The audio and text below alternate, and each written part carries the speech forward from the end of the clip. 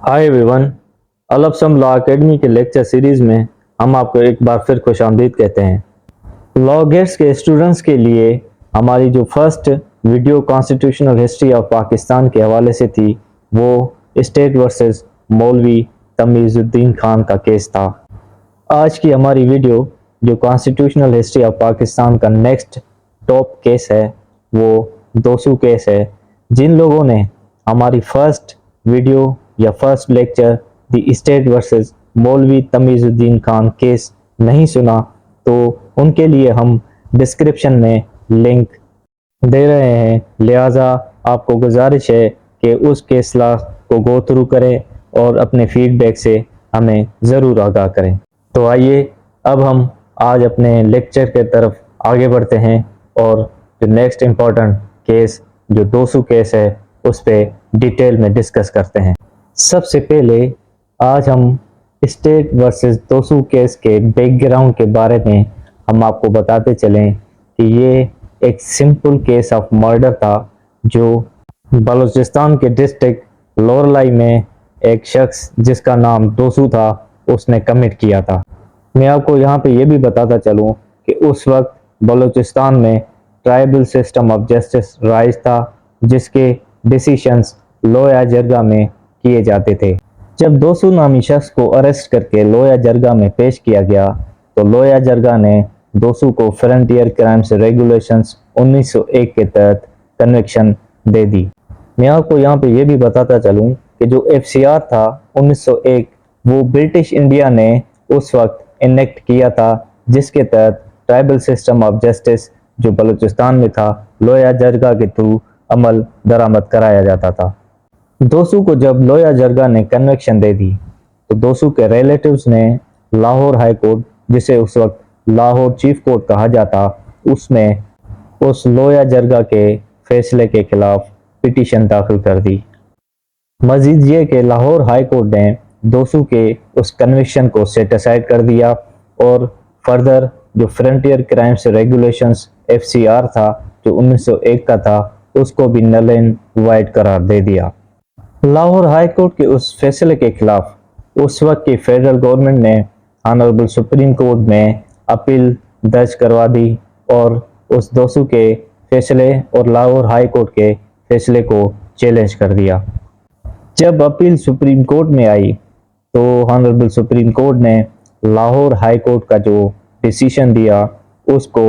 Reverse करते हुए दोसू की जो कन्विक्शन थी जो लोया जरगा ने दी थी उसको बरकरार रख दिया। यहाँ पे मैं आपको ये ज़हन नशीन करवाता चलूँ कि जब ऑनरेबल सुप्रीम कोर्ट ने ये फैसला दिया था तो उस वक्त पाकिस्तान में फर्स्ट मार्शल लॉ इम्पोज की गई थी जो 7 अक्टूबर 1958 की दिहाई थी। इसलिए इस केस को बड़ी अहमियत हासिल है जो PLD 1958 supreme court page number 553 पे भी रिपोर्ट किया गया था। बेसिकली जो दोसू केस है वो कॉन्स्टिट्यूशनल हिस्ट्री ऑफ पाकिस्तान में इसलिए भी अहमियत का हामिल है क्योंकि इस केस में FCR को चैलेंज कर दिया गया था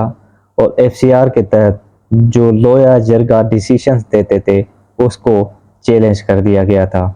दोसू के रिलेटिव्स ने जो ऑनरेबल हाई कोर्ट में ग्राउंड्स लिए थे वो ये थे कि FCR एक कलदम एक वाइड रेगुलेशंस हैं जिसमें इक्विटी बिफोर लॉ और इक्वल प्रोटेक्शन ऑफ लॉ या राइट टू काउंसिल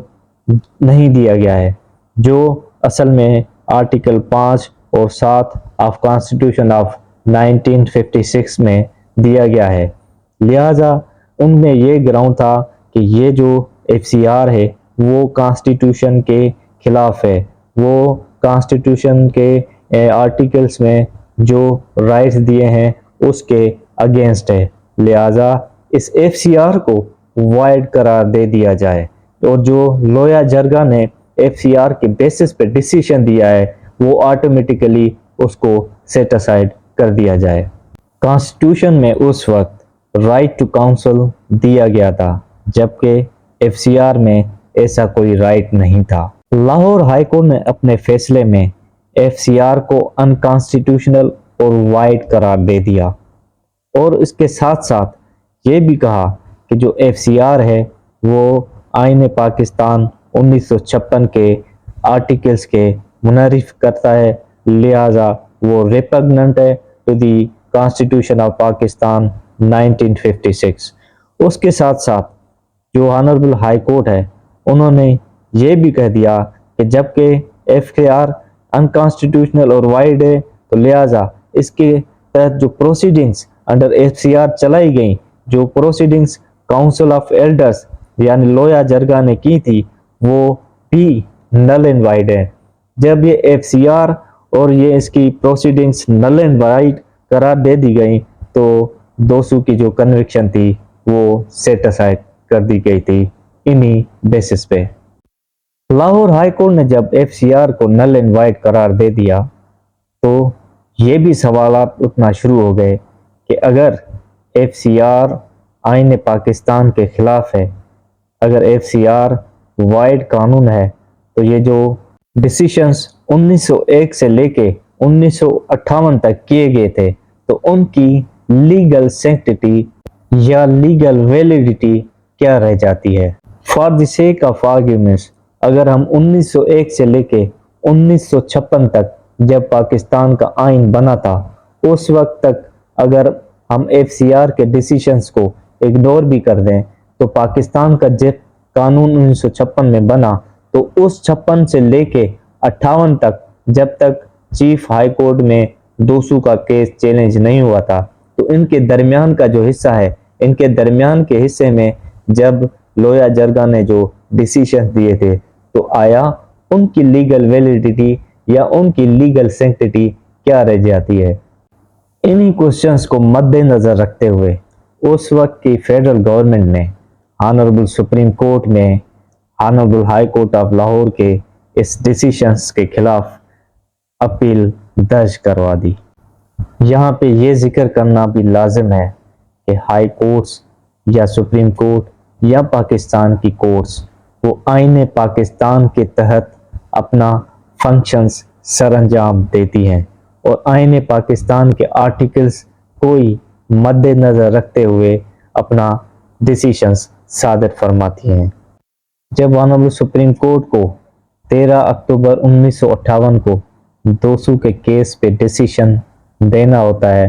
تو اس سے چند دن پہلے یعنی 7 اکتوبر 1958 کو ملک میں فرسٹ مارشل لا امپوز کر دیا جاتا ہے اور آئین پاکستان 1956 کو معطل کر کے اسکندر مرزا نے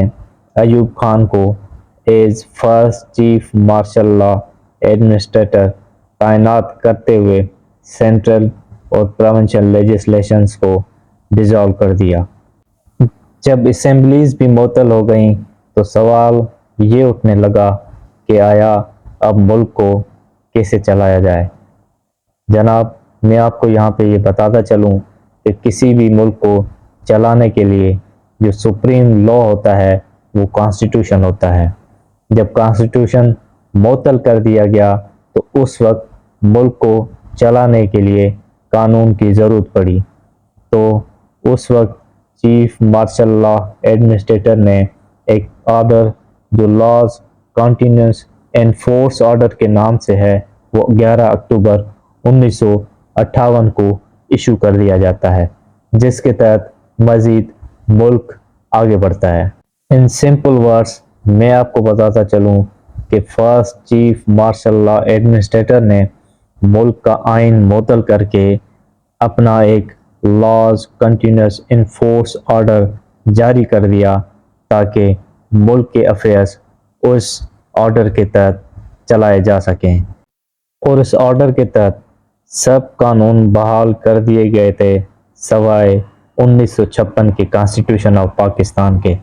یعنی 1956 کا آئین مزید معطل ہی رہا۔ سپریم کورٹ میں دوسو کیس مزید ٹیکنیکل اور پیچیدہ بنتا چلا گیا اور سارے ملک میں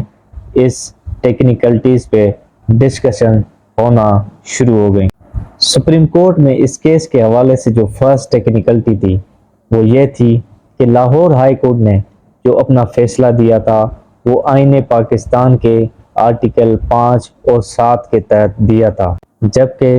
سپریم کورٹ کو جب دوسو کیس میں فیصلہ دینا ہوتا ہے تو اس وقت آئین پاکستان معطل رہتا ہے، جبکہ ہائی کورٹ میں ایسا نہیں تھا۔ اس وقت کانسٹیٹیوشن آف پاکستان 1956 بحال تھا، جس کے تحت ہائی کورٹ نے فیصلہ دیا تھا۔ اگر سپریم کورٹ کانسٹیٹیوشن کے تحت دوسو کیس میں فیصلہ دیتی تو اس کا مطلب یہ تھا کہ پاکستان میں کانسٹیٹیوشن اسٹل ان فورس ہے۔ اگر کانسٹیٹیوشن اسٹل ان فورس تھا، اگر اس کے تحت فیصلہ دیا جاتا تو یہ چیف مارشل لا ایڈمنسٹریشن کے لیے ایک بہت بڑا چیلنج ہو سکتا تھا۔ لہذا سپریم کورٹ نے اس وقت کے حالات کو مد نظر رکھتے ہوئے اور اس وقت کے مارشل لا ریگولیشنز یعنی کنٹینیوس ان فورس آرڈر 1958 کے تحت اپنا فیصلہ سناتے ہوئے فیصلہ against the verdict of high court دے دیا۔ یہاں پہ میں آپ کو یہ آگاہی دیتا چلوں کہ سپریم کورٹ کا جو فیصلہ تھا وہ کیلسنس تھیوری آف لیگل پازیٹیوزم کے بیسس پہ دیا گیا تھا۔ اس تھیوری کے تحت ہر وہ قانون جو کسی اتھارٹی نے بنایا ہے وہ ویلڈ ہے، یا ہر وہ قانون جو کسی سوسائٹی نے ایکسیپٹ کیا ہے وداؤٹ اینی آبجیکشن وہ ویلڈ ہے۔ لہٰذا ملک میں جو مارشل لا امپوز کیا گیا تھا اس کو پیسفل ریولیوشن کا نام دیتے ہوئے اس کو ایکسیپٹ اور ویلڈ قرار دے دیا گیا تھا۔ یہ اس لیے کیا گیا تھا کہ people at large did not raised any objection اور ریزسٹڈ سچ مارشل لا۔ یہ لیگلائزیشن آف مارشل لا بھی کیلسنس تھیوری آف لیگل پازیٹیوزم کے بیسس پہ کر دی گئی تھی۔ یہ تھیوری ہر اس قانون کو ویلڈ قرار دیتی ہے جو کسی اتھارٹی نے بنایا ہوا ہوتا ہے۔ دوسو کیس میں سپریم کورٹ کے جو مین ایسپیکٹس ہیں اس میں ایک یہ بھی ہے کہ جو اس وقت نیو لیگل آرڈر ایشو کر دیا گیا تھا by the office of first chief martial law administrator, وہ بھی نیو لیگل آرڈر کے طور پہ ویلڈ قرار دے دیا گیا تھا، اور جو مزید جوڈیشل ڈیسیشنز آنے تھے وہ اس نیو لیگل آرڈر کو مد نظر رکھتے ہوئے فالو کرتے ہوئے سپریم کورٹ کو دینے ہوتے ہیں۔ سپریم کورٹ نے مزید ایف سی آر کو ریسٹور کر دیا کیونکہ constitution of Pakistan martial law میں معطل کر دیا گیا تھا۔ دوسو کیس میں مزید یہ بھی ایفیکٹ ہوا کہ جو لویا جرگہ کے ڈیسیشنز تھے ان کو سپریم کورٹ نے ویلڈ اور اپ ٹو دی مارک قرار دے دیا۔ آخر میں میں عرض کرتا چلوں کہ جو مولوی تمیز الدین خان کیس تھا وہ آئین پاکستان 1956 سے پہلے کا کیس تھا،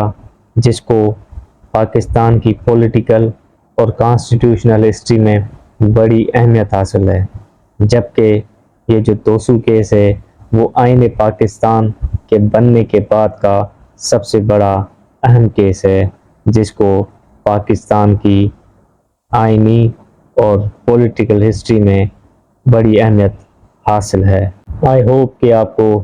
یہ کیس بڑے اچھے طریقے سے سمجھ آ گیا ہوگا۔ میں امید کرتا ہوں کہ آپ ہمیں اپنے فیڈ بیک سے ضرور آگاہ کریں گے۔